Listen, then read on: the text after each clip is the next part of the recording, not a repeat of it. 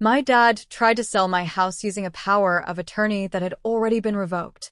The moment I found out, I called my lawyer and said, "I hope you're ready for this, because we're going to stop him." My own family stole my home. They used a weapon I unknowingly handed them years ago, turning my sanctuary into a battlefield without a single warning shot. The polished glass walls of the high-rise office reflected my stunned face back at me, a ghostly image amidst the hushed hum of corporate ambition. Outside, the city throbbed, indifferent, while inside, my world was crumbling, piece by terrifying piece. It was a Tuesday morning, 11:47 a.m., and I was mid-presentation, the culmination of 3 weeks of relentless work. My phone vibrated in my pocket, Ms. Evelyn's name flashing on the screen. My neighbor, Ms. Evelyn, a retired schoolteacher who meticulously waters my plants when I travel, knew my schedule better than my own colleagues. She never called during work hours. So, when her name lit up my screen for the second time in 4 minutes, a cold dread snaked its way up my spine. I murmured an apology, stepped out of the conference room, and pressed the phone to my ear, my entire body bracing for impact. "Sweetheart, I don't want to alarm you," she began, and with those 6 words, I already knew whatever came next would shatter the fragile peace of my day. "But there's a moving truck outside your house. 2 of them, actually. And the men loading them, they're taking everything. Your couch, your television, boxes from your bedroom." I asked them who authorized this, and they showed me a piece of paper and told me to go back inside. I stared at my reflection in the glass, my features alien and distorted. "Ms. Evelyn," I said slowly, forcing the words through a suddenly tight throat, "I need you to take a photo of that paper if you can. And the license plates on both trucks. Can you do that for me?" She could. She did. I hung up, walked back into the conference room, my mind reeling, and handed the rest of the presentation off to my colleague, a hollow apology echoing in the room. Then I sat in my car in the parking garage for 20 long minutes, hands gripping the steering wheel, not moving, just trying to understand how this nightmare was real. My name is Olivia. I'm 31 years old.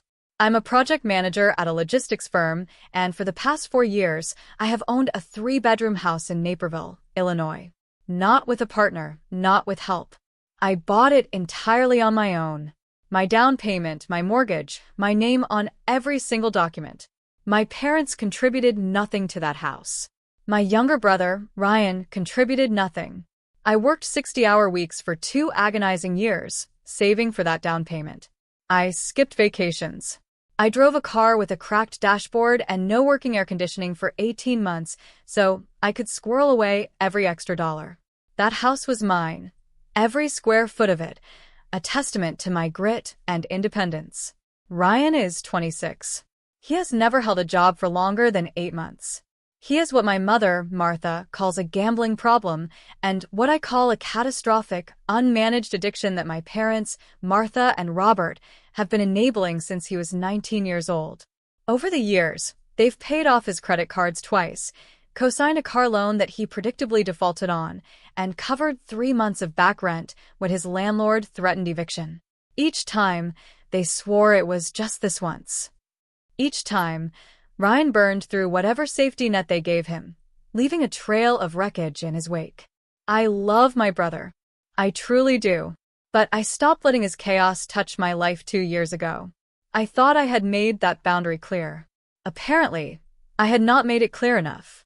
When I finally reached my mother that afternoon, she answered on the first ring. That should have told me something. She knew I was going to call. "Before you say anything," she started, and I felt my jaw tighten, a surge of cold fury building inside me. "Mom." I cut her off, my voice dangerously steady. "There's a moving truck at my house. 2 of them, actually, and they're loading my belongings." "I know, sweetheart. We need to talk about that." Her voice was soft, too soft. "We needed to talk about that before you sent a moving truck to my house, not after." I focused on keeping my voice even, measured, proud of how it didn't crack. "Who authorized this? Who signed off on moving my belongings out of my own home?" A pause, long enough for me to imagine her choosing her words, carefully constructing her defense. Your father, Robert, handled it, she finally said, her voice dropping. Because of the situation with Ryan. The people he owes money to, Olivia, these aren't nice people. They came to our house last week. They stood on our front porch, and they made it very clear that if Ryan doesn't pay what he owes by the end of the month, things are going to get very bad. For Ryan, yes, but also for us. Your father was scared. We both were. So, you sold my house. The words were flat, devoid of emotion, because I couldn't comprehend them. Another pause. We listed it. There's a cash buyer. It closes in 10 days. I had to press my hand against the car window just to feel something solid, something real besides the swirling disbelief in my gut. Mom, how did Dad sign anything related to my property? His name is not on my deed. He has no legal authority over my house. The silence that followed was different from the others. This one had a heavy, undeniable weight. It had guilt inside it, a dark, pulsing core. The power of attorney, she said quietly, her voice barely a whisper. The one you signed when you had that surgery a few years ago. You gave your father authorization to handle your affairs in case something happened during the procedure. He still had the document. And there it was.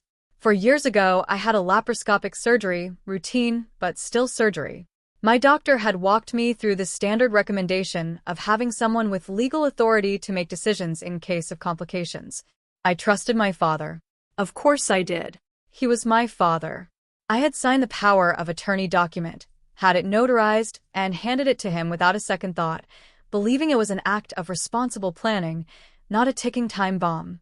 What she didn't know, what they chose not to know, was that 18 months later, I had formally revoked it. It was after Ryan's second bailout, the car loan.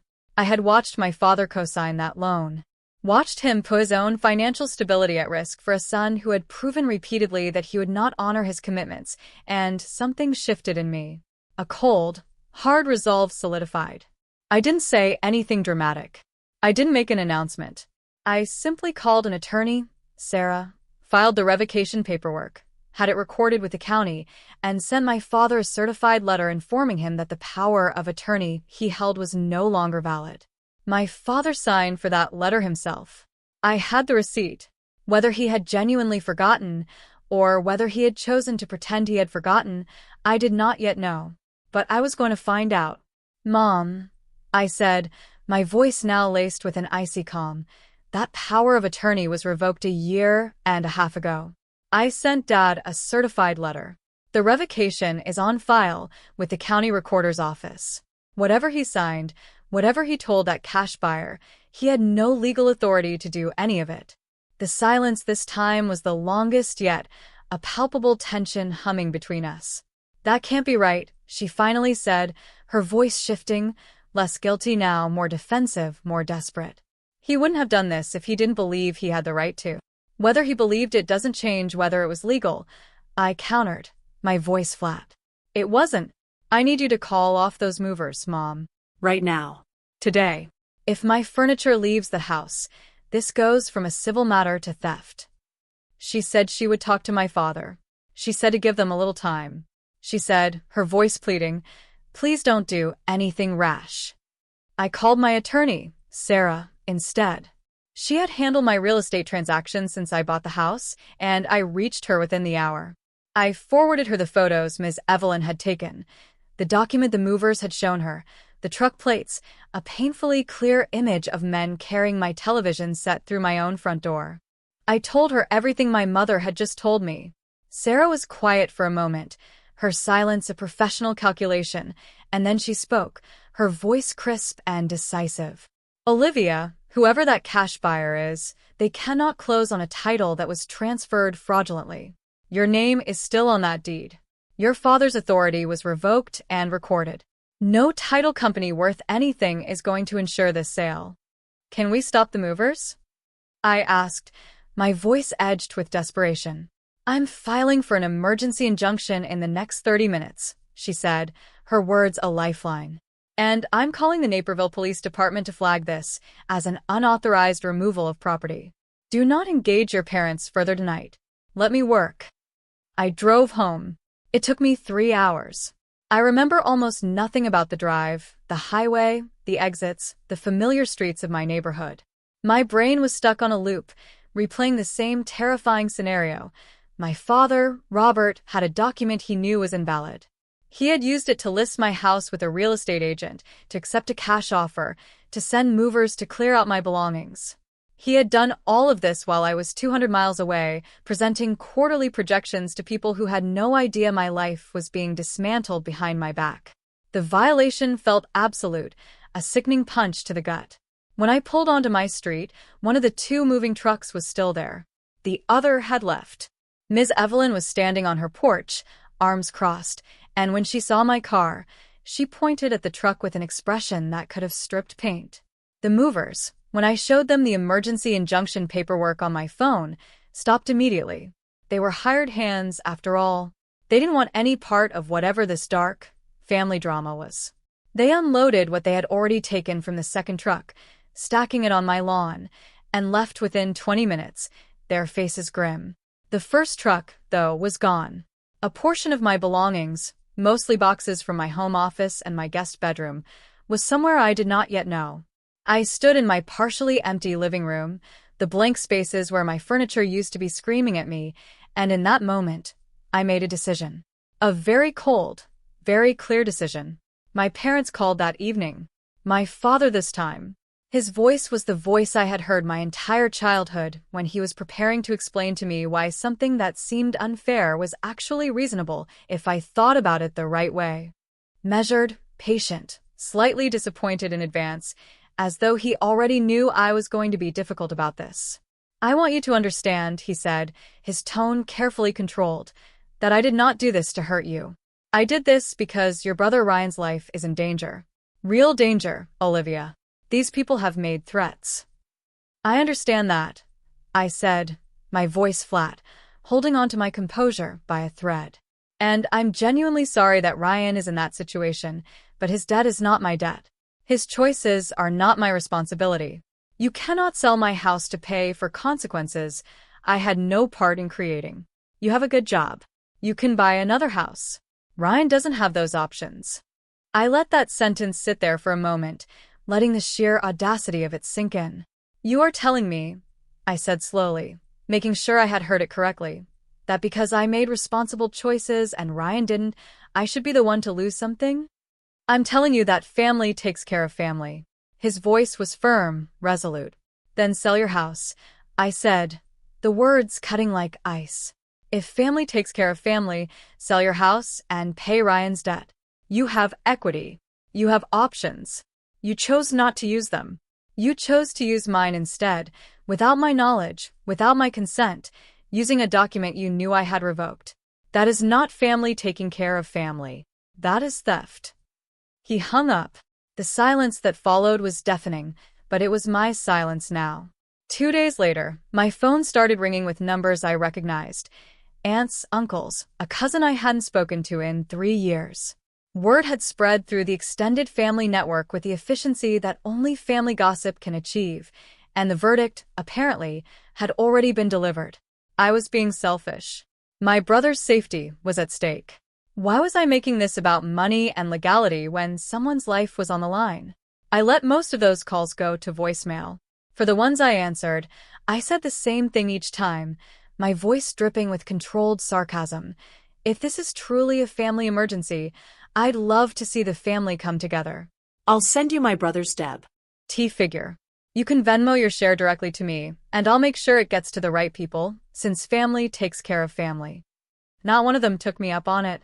My Aunt Carol, who had left me a 7-minute voicemail about compassion and sacrifice, did not offer a single dollar. My Uncle Mike, who told my mother I had a stone where my heart should be, apparently also had no interest in putting his own stone-free heart to financial use. The extended family had very strong opinions about what I should do with my property and absolutely no interest in contributing anything of their own. The hypocrisy was galling, but also, strangely, clarifying. I filed a police report. I filed a fraud complaint. Sarah had already sent a cease and desist to the real estate agent my father had used, a local agent who, to her credit, had not yet known the seller lacked legal authority and who immediately pulled the listing and cooperated fully. The cash buyer's attorney was notified. The deal was dead. My father, Robert, was interviewed by a detective 3 weeks after the incident. I was not in the room, but Sarah was kept informed. He maintained, initially, that he had genuinely believed the power of attorney was still valid. The detective asked him about the certified letter. My father said he didn't recall receiving it. The detective produced the Postal Service signature confirmation. My father's handwriting, his signature, the date. The story changed slightly after that. I won't walk through every step of what followed because, honestly, some of it is still ongoing, and Sarah has asked me to be measured about what I say publicly. What I will tell you is this. The items from my home office were recovered. The real estate transaction was voided in full, and my father is currently navigating a legal process that I did not create and cannot stop even if I wanted to, which, if I am being honest with you, I am not entirely sure I do. My mother, Martha, called me on a Sunday, about 6 weeks after everything began. She called from her personal cell phone rather than the house line, which told me my father didn't know she was calling. I want you to know, she said, her voice quieter than I'd ever heard it, almost broken, that I knew it was wrong. When your father first brought it up, the house, the power of attorney, I told him it wasn't right. I told him we should ask you. He said you would say no. I would have. I said, the truth simple and unvarnished. I know. A long, heavy pause. He said we were out of options. I wanted to believe him. You always want to believe him when it's easier than the alternative. I said, not cruelly, just stating a painful fact. You've been doing that for Ryan for 7 years. You do it when it's Dad, too. It's easier to believe the person in front of you than to protect the person who isn't there. She didn't argue with that. Ryan is in a program, she said after a moment, changing the subject. Residential. 30 days. Your father arranged it. It was part of a negotiation with the people he owed money to. Some kind of agreement. He's getting help. I'm glad, I said, and I was. Whatever else is true, I don't want my brother to be hurt. I don't want him to spend his life in the grip of something that is eating him alive. I want him to get better. I want him to build something stable and real. I just was never willing to let him build it on the wreckage of mine. Are you ever going to forgive us? My mother asked, her voice fragile. I thought about that question for a long, quiet time before I answered. I don't know yet, I told her honestly, the words heavy in the air. I think forgiveness is something I'll figure out when I'm not still dealing with the consequences of what happened. Right now, I'm focused on putting my house back together, literally and otherwise. She said she understood. I'm not sure she did completely, but she said it, and sometimes that's where things have to start. I had new locks installed the week I returned home. I updated my emergency contacts at work. I made an appointment with Sarah to review every legal document I had ever signed and confirm that everything was current, everything accurate, everything reflecting exactly what I intended and nothing more. Ms. Evelyn brought me a casserole. I sat at my kitchen table, which was back where it belonged, and I ate it while it was still warm.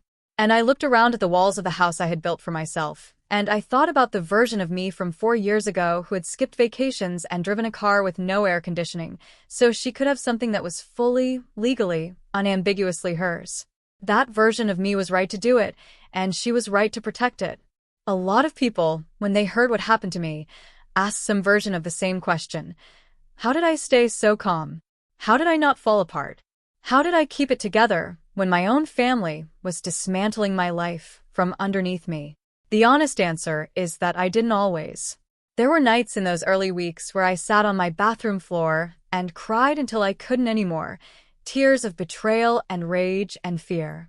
There were mornings I woke up at 3 a.m., my mind racing, running through every decision I had ever made, looking for the one that had let this happen, trying to find the moment I could have prevented it. But here's what I kept coming back to, the anchor in the storm. I had done everything right. I had built something real. I had protected it legally when I needed to, and when someone tried to take it anyway, I had the proof. Filed with the county recorder's office, signed by the Postal Service, dated and documented, proof that they had no right to do so. The paper trail saved me. Not luck, not a dramatic confrontation, not the right words at the right moment, Just the quiet, unglamorous discipline of handling my affairs correctly and keeping records of everything. If you take nothing else from what I've told you, document everything. Revoke what you need to revoke. File what needs to be filed. Keep copies of documents other people might try to pretend don't exist, because the people who want to take what is yours are counting on you not having done that. I did, and that made all the difference. What would you have done in my situation?